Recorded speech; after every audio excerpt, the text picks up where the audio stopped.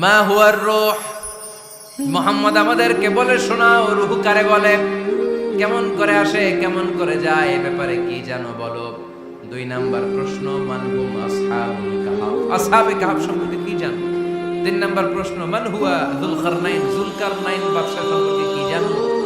আল্লাহর হাবিব সাল্লাল্লাহু আলাইহি ওয়াসাল্লাম বললেন গাদান উজিবুকুম, আগামীকাল বলে দেব। কি বললেন? সবাই বলেন উত্তরে কি বললেন? আগামীকাল বলে দেব। তো আগামীকাল সবাই এসে হাজির।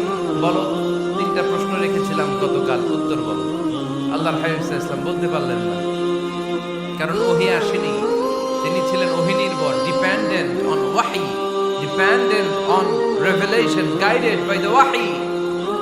তিনি এর পরের দিনে বললেন গাদান উজিবুকুম, আগামীকাল বলবো। এর পরের দিনে এরা এসে হাজির, উত্তর নাই।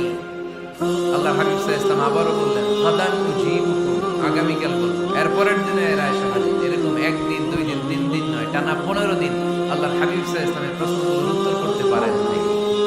আল্লাহর হাবিব সাল্লাল্লাহু আলাইহি সাল্লামের নবুয়তী জিন্দেগিতে এত বিব্রতকর পরিস্থিতিতে তিনি কখনো পড়েন নাই।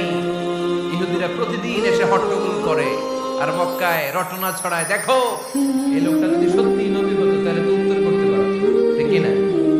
যেহেতু উত্তর করতে পারে না, আসলে সে আসল নবী নয়, সে ভণ্ড নবী, মিথ্যা নবী। পড়েন না আউযুবিল্লাহ।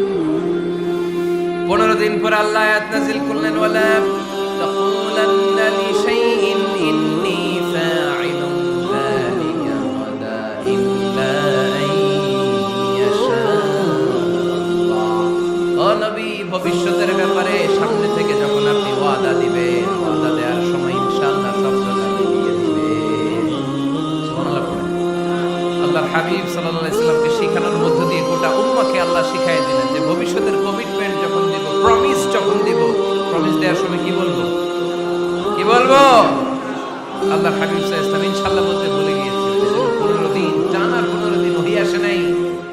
আল্লাহর হাবিব সাল্লাল্লাহু আলাইহি সাল্লাম একবার মসজিদে নববীতে ঢুকলেন, ঢুকেই দেখলেন সাহাবারা কথা বলছে। এক সাহাবী বললেন, আমার কাছে তো সবচেয়ে অবাক লাগে যে আল্লাহ তাআলা সর্বপ্রথম যে মানুষকে বানালেন ওনার নাম কি? সবাই পড়েন। তুমি মাটির আদমকে প্রথম সৃষ্টি করিয়া ঘোষণা করিয়া দিলে শ্রেষ্ঠ বলিয়া, তাই তো নূরের ফেরেশতা করে আদমকে সেজদা, ঠিক কি না? তাই তো নূরের ফেরেশতা করে আদমকে সেজদা, সবার চেয়ে সম্মান দিলে মাটির আদমকে।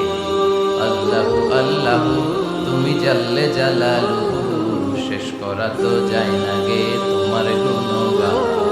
আল্লাহু আল্লাহু, সুবহানাল্লাহ পড়েন। সাহাবী বললেন যে আমার কাছে সবচেয়ে অবাক লাগে যে আল্লাহ তাআলা প্রথম মানুষ হিসেবে আদম আলাইহিস সালামকে বানালেন আর ওনাকে উপাধি দিলেন Shafiullah.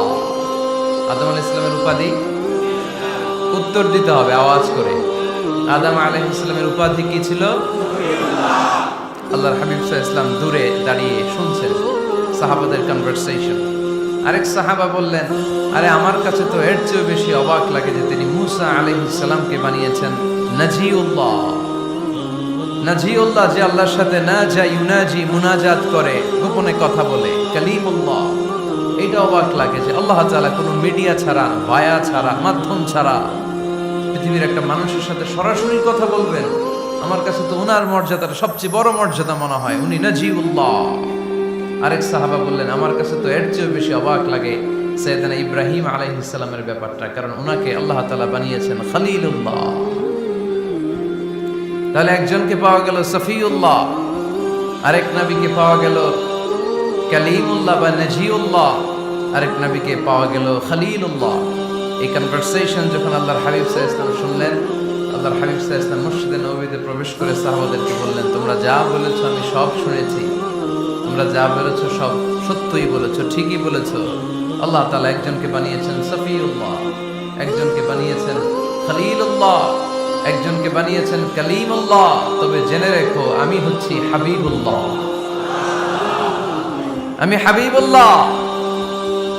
The higher status, the highest peak of the status, সবচেয়ে উঁচু স্ট্যাটাস হচ্ছে আমার। খলিলুল্লাহ মানে আল্লাহর বন্ধু, হাবিবুল্লাহ মানে হচ্ছে আল্লাহর বন্ধু, কিন্তু খলিলুল্লাহ এমন বন্ধু যেই বন্ধু আল্লাহকে খুশি করার জন্য কাজ করে। আর হাবিবুল্লাহ হচ্ছে আল্লাহর এমন বন্ধু যেই বন্ধুকে খুশি রাখার জন্য আল্লাহ নিজেই কাজ করে। আল্লাহর হাবিব সাল্লাল্লাহু আলাইহি ওয়াসাল্লাম ছিলেন হাবিবুল্লাহ। চিল্লায় বলেন তিনি কি ছিলেন?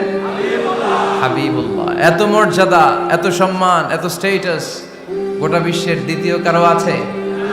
আল্লাহর হাবিব সাল্লাল্লাহু আলাইহি ওয়াসাল্লামের নুরানি চেহারার মতো চেহারা পৃথিবীর অন্য কারো আছে? কোন দিক দিয়ে আল্লাহর হাবিবের সাথে কোনো মানুষের কোনো ধরনের কম্পারিজন, তুলনা চলতে পারে না। Whether it's the fitness, whether it's the skin colour, whether it's the sound, whether it's the status, is out of any kind of comparison. তিনি সব ধরনের তুলনার ঊর্ধ্বে। As a father, as a teacher, as a commander, as a lawgiver, as a lawmaker, as a reformer of the society, Muhammad is the superman of the world. সুবহানাল্লাহ পড়তে পারলেন না? স্বামী হিসেবে, বাবা হিসেবে, নেতা হিসেবে, সমাজ সংস্কারক হিসেবে, নবী হিসেবে আল্লাহ রাসূল সাল্লাল্লাহু আলাইহি ওয়াসাল্লাম হচ্ছেন এই পৃথিবীর একজন সুপারম্যান। আল্লাহু আকবার। যার উপর একবার দুরূদ পড়লে 10টি রহমত নাজিল করে কে? 10টি গুনাহ মাফ করে কে? যিনি দুরূদ পড়লো তার স্ট্যাটাসকে 10 গুণ বাড়িয়ে দেয় কে? ওই হাবিব সাল্লাল্লাহু আলাইহি ওয়াসাল্লামের উম্মত হতে পেরে আমরা খুশি না বেজা? আমরা আল্লাহর রাসূল সাল্লাল্লাহু আলাইহি ওয়াসাল্লামকে আজকে জানার চেষ্টা করব কোরআনের আলোকে। ইনশাআল্লাহ পড়ে